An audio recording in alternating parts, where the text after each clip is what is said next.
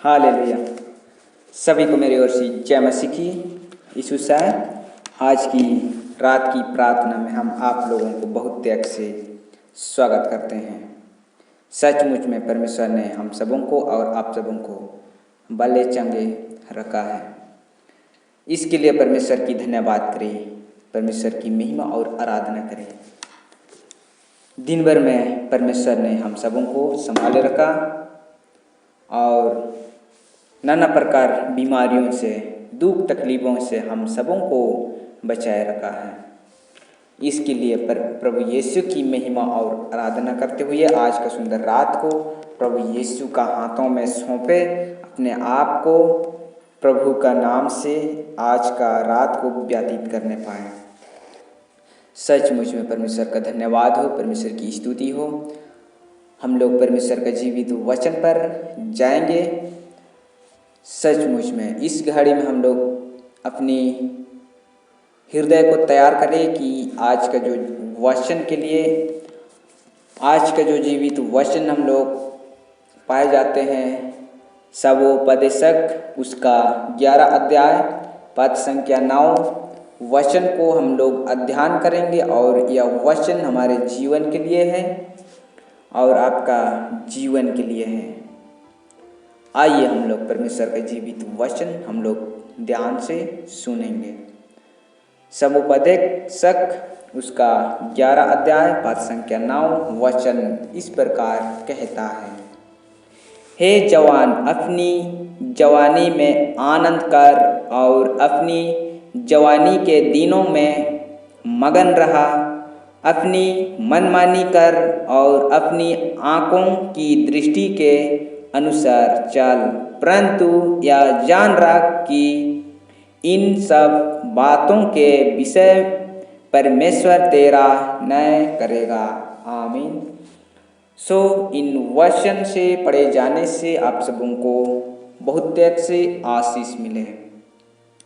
सचमुच में परमेश्वर ने यहाँ पर हमारे जीवन के बारे में बताया जाता है और हम लोग परमेश्वर का जो जीवित वचन से ही हमारे जीवन बदलता है और परमेश्वर हमारे जीवन में ही काम करता है इन वचनों के द्वारा से। यहाँ पर परमेश्वर का जो जीवित वचन बाइबल कहती है कि हे जवान, अपनी जवानी में आनंद कर। हमारे जीवन में कई बार कि हम अपनी जीवन में बहुत सारे योजना को बनाने लगते हैं और हम लोग हमेशा अपने जीवन में खुशियाँ ही व्यतीत करना चाहते हैं, लेकिन परमेश्वर का जो जीवित वचन हमें बताता है और अपनी जवानी के दिनों में मगन रहे।